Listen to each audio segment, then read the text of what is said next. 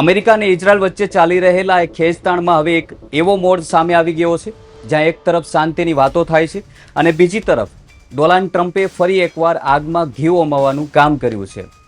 ટ્રમ્પે ખુલ્લી ધમકી આપી છે કે જો ઇસ્લામાબાદમાં થનારી આ વાતચીતમાં ઈરાને ડીલ ન સ્વીકારી તો તેનું પરિણામ ખૂબ જ ખરાબ આવશે. I've read the greatest look. I ended 8 wars. A 9th is coming. ટ્રમ્પે તો ત્યાં સુધી કહી દીધું કે જો આ વખતે ઈરાને વાત ન માની તો ઈરાનને હું તબાહ કરી દઈશ, બરબાદ કરી દઈશ. અલ જઝીરાના એક અહેવાલ મુજબ ટ્રમ્પે ધમકી આપી છે કે જો શાંતિ પ્રક્રિયા નિષ્ફળ જશે તો તે આખા દેશને ઉડાવી દેશે. બીજી તરફ ઈરાન પણ નમવા માટે તૈયાર નથી. ઈરાનનું કહેવું છે કે બંદૂકની અણીએ કોઈ વાતચીત નહીં થઈ શકે. જો ટ્રમ્પ ખરેખર શાંતિ ઈચ્છતા હોય તો તેમણે પણ 2 ડગલા પાછળ હટવું પડશે અને થોડું નરમ વલણ અપનાવવું પડશે. પરંતુ ઈરાનની સેના એટલે કે IRGCએ તો સ્પષ્ટ કહી દીધું છે કે ડીલ માત્ર અમારી શરતો પર જ થશે. જો ટ્રમ્પને અમારી શરતો મંજૂર નથી તો અમે ફરીથી યુદ્ધ લડવા માટે પૂરી રીતે તૈયાર છીએ. ઈરાનની સરકારી મીડિયા એજન્સી પ્રેસ ટીવીએ એક મોટું નિવેદન બહાર પાડ્યું છે.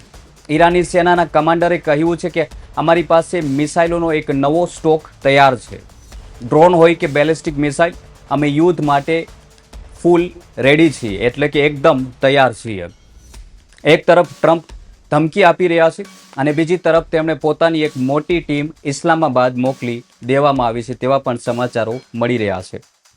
આ ટીમમાં અમેરિકાના રાષ્ટ્રપતિ JD વેન્સ, ટ્રમ્પના જમાઈ અને તેમના ખાસ મિત્ર સ્ટીવ વિટકોફ સામેલ છે. ઈરાનની અંદર અત્યારે જનતાનો મૂડ પણ બહુ જ ગરમ જોવા મળી રહ્યો છે. લોકોમાં ભારે રોષ જોવા મળી રહ્યો છે. ઈરાનના કુમ શહેરના પ્રોફેસર જમીર અબ્બાસનું એક મોટું નિવેદન પણ સામે આવ્યું છે મીડિયાના માધ્યમથી. તેમનું કહેવું છે કે ટ્રમ્પની આ ધમકીઓ ઈરાન પર કોઈ અસર કરવાની નથી. ઈરાનની જનતા અત્યારે યુદ્ધ માટે માનસિક રીતે પૂરી રીતે તૈયાર છે. તેમને લાગે છે કે જો ઈરાન નમશે તો તેમની હાર ગણાશે. લોકોમાં એવો સંદેશ જઈ રહ્યો છે કે અમે રસ્તો ખોલીને ભૂલ કરી છે. એટલે કે સરકાર પર ઈરાની જે સરકાર છે તેના પર જનતાનું પૂરેપૂરું દબાણ છે. આ લડાઈ હવે માત્ર 2 દેશો વચ્ચેની નથી રહી મિત્રો, પરંતુ તે અસ્તિત્વની લડાઈ બની ગઈ છે.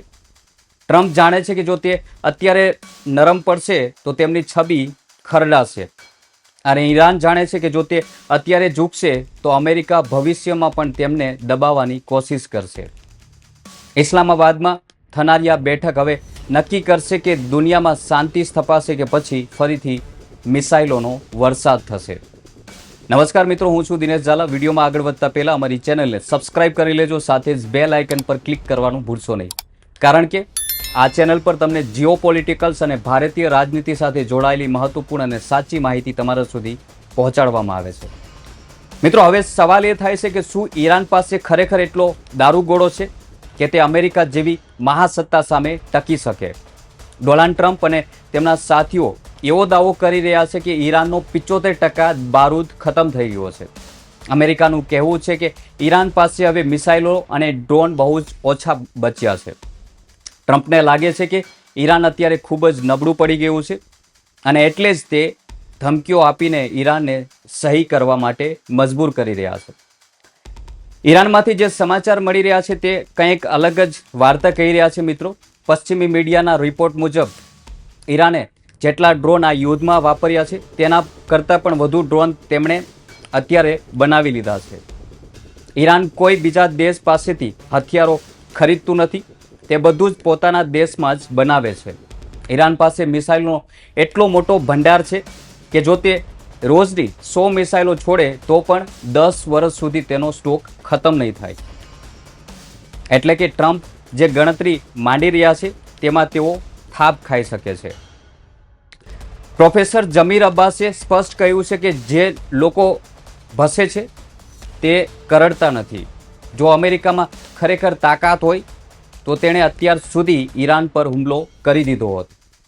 જો તે ઈરાન પર એક બોમ્બ ફેંકશે તો ઈરાન વળતો પ્રહાર એવો કરશે કે આખા અરબ દેશોમાં અમેરિકાનું કોઈ નામો નિશાન નહીં રહે.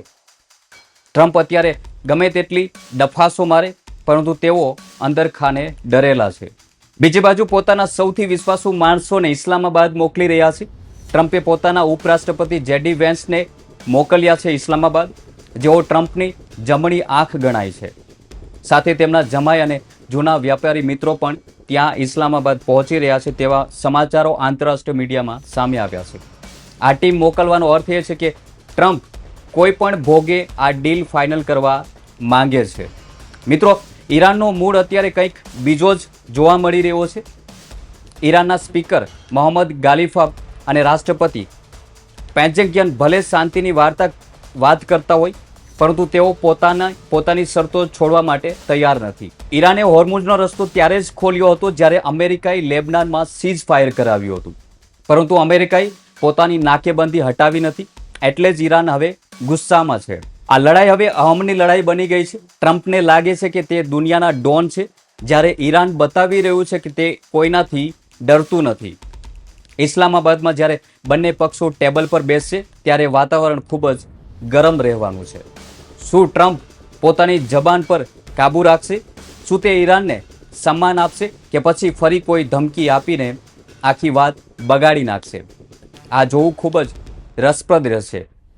મિત્રો, આખી લડાઈમાં સૌથી મહત્વની વાત એ છે કે ઈરાનની જનતા અત્યારે શું વિચાર કરી રહી છે. ઈરાનના કુચ શહેરથી મળેલી માહિતી મુજબ ત્યાંની જનતા અત્યારે ભારે ગુસ્સામાં જોવા મળી રહી છે. જ્યારે ઈરાનના વિદેશ મંત્રીએ હોર્મુઝનો રસ્તો ખોલવાની જાહેરાત કરી ત્યારે લોકોમાં રોષ જોવા મળ્યો હતો.